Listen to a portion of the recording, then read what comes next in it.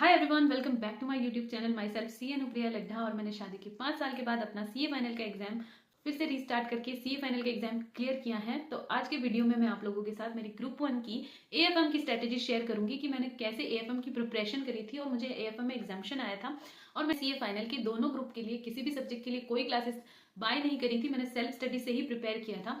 तो आज के वीडियो में स्पेशली मैं ग्रुप 1 में एएफएम की स्ट्रेटेजी शेयर करूंगी। तो मैंने एएफएम की क्लासेस के लिए सी प्रवीण खटोर सर के वीडियोस देखे थे, जो कि उनका यूट्यूब चैनल है अल्फा अकेडमी के नाम से। जो थ्योरी पार्ट था एएफएम का, उसके लिए मैंने सीए अतुल अग्रवाल सर के रिवीजन लेक्चर्स को रेफर किया था। उन्होंने थ्योरी पार्ट को बहुत अच्छे से समझा रखा है। उन्होंने प्रॉपर उस पूरे चैप्टर को एक चार्ट फॉर्म में समझा रखा है, तो जो कि हमारे लिए बहुत ही ईजी हो जाएगा उसे पढ़ना और उसे समझना और उसे फिर उसका रिवीजन करना बहुत ईजी हो जाता है। तो इस तरह से मैंने एफएम के लिए 2 टीचर्स को रेफर किया था, क्योंकि मैं सेल्फ स्टडी कर रही थी। तो पार्ट है उसके अतुल अग्रवाल सर ने चार्ट्स बना रखे हैं, तो उन चार्ट्स को मैंने अपने हाथों से लिखा था। सर जैसे जैसे सर पढ़ाते जाते थे, मैं उनको अपने हाथों से मैं उनके नोट्स बनाती थी एंड पूरे चैप्टर को मैं एक चार्ट फॉर्म में अपने हाथ से लिखती थी, ताकि जब मैं रिवाइज करूँ तो मुझे वो अच्छे जल्दी लर्न हो जाए और मुझे अच्छे से याद रहे। तो थ्योरी और मैंने जो भी थ्योरी सब्जेक्ट है, जैसे ऑडिट है, उसको भी मैंने ऐसे चार्ट बना के ही रिवाइज किया था। चार्ट बनाने से क्या होता है ना कि हमें वो चैप्टर अच्छे से लर्न हो जाता है और बहुत ही शॉर्ट हो जाता है चैप्टर। तो हम जब रिवाइज करते हैं और हमारे पास टाइम बहुत कम होता है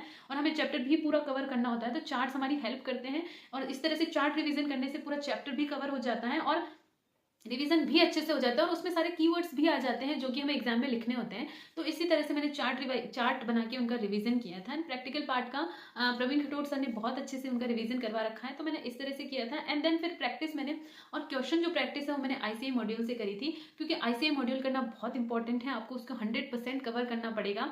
एंड आप चाहे क्लासेस किसी भी टीचर को रेफर करो या कहीं से भी आप क्लासेस करो, आपको आईसीआई मॉड्यूल का एक भी क्वेश्चन नहीं छोड़ना है। चाहे उसके TYKs हो या टेस्ट योर अंडरस्टैंडिंग हो या टेस्ट योर नॉलेज हो, दोनों ही क्वेश्चन आपको कवर करने हैं। प्लस साथ में आपको पिछले 2-3 अटेम्प्ट की आरटीपी, एमटीपीज और प्रीवियस ईयर के क्वेश्चंस भी करने हैं। जो भी है ना, मैं ऐसे ही रिवीजन करती रिवीजन लेक्चर्स देखती थी किसी भी चैप्टर का, और फिर मैं उस चैप्टर के सारे क्वेश्चंस, आईसीआई मॉड्यूल के सारे क्वेश्चन कर लेती थी। एंड देन उसमें से जो भी एलडीआर क्वेश्चन मुझे लगते थे वो मैं उस टाइम मार्क कर लेती थी एंड चैप्टर के सबसे आगे मैं उनको लिख देती थी। मैंने सभी सब्जेक्ट के लिए यही स्ट्रेटेजी फॉलो करी है और ये स्ट्रेटेजी बहुत हेल्पफुल रही है मुझे मेरे एग्जाम को क्लियर करने में, क्योंकि इससे ना जब आप नेक्स्ट रिवीजन करोगे तो आपका सिलेबस शॉर्ट हो जाएगा। आपको सिर्फ इंपॉर्टेंट चीजें जो आपने एलडीआर मार्क किए थे वो ही करना रहेगा, और जो सेम टाइप के क्वेश्चन है, जो सेम रिपीटेटिव क्वेश्चन थे, वो मैं हटा दी जाती थी हर एक रिवीजन में। तो जब नेक्स्ट रिवीजन कर दी थी तो मेरे लिए टाइम भी कम लगता था और मेरा सिलेबस भी शॉर्ट हो जाता था। तो इसी तरह मैं एलडीआर क्वेश्चन मार्क कर देती थी। एएफएम में भी ऐसे ही किया था।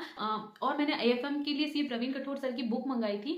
सिर्फ मैंने चैप्टर्स को रेफर करने के लिए उनकी बुक मंगाई थी, बाकी मैंने क्वेश्चन प्रैक्टिस तो आईसीआई मॉड्यूल से ही किए थे, बट वो सर अपनी बुक से ही पढ़ाते हैं, तो इसलिए मैंने उनकी बुक भी ऑर्डर करी थी। एंड स्टडी मैंने उनकी बुक से करी थी एंड क्वेश्चन प्रैक्टिस मैंने आईसीआई मॉड्यूल से किए थे। क्वेश्चन प्रैक्टिस रीजन को आपको शॉर्ट एंड क्रिस्प करना पड़ेगा और आपको एलडीआर मार्क करने पड़ेंगे, क्योंकि एग्जाम में हमारे पास इतना टाइम नहीं होता है कि हम सारी चीज फिर से देख पाए। एंड ये चीजें आपको एग्जाम से पहले ही करनी पड़ेगी। और अगर आप एग्जाम टाइम में ये सोचोगे कि अब मैं इनमें से शॉर्ट कर लूँ और मेरे पास टाइम बहुत कम है और एलडीआर कर लूँ, तो आप नहीं कर पाओगे। ये चीज आपको एग्जाम से बहुत पहले ही करनी पड़ेगी और आपको हर रिवीजन में इस तरह से एलडीआर मार्क करने पड़ेंगे। और एग्जाम टाइम में आपको क्या करना है वो क्वेश्चंस भी आपको हर एक रिवीजन में लिखने पड़ेंगे कि ये एग्जाम डे के दिन भी मुझे ये क्वेश्चंस देख के जाना है। तो मैं भी ऐसे ही करती थी।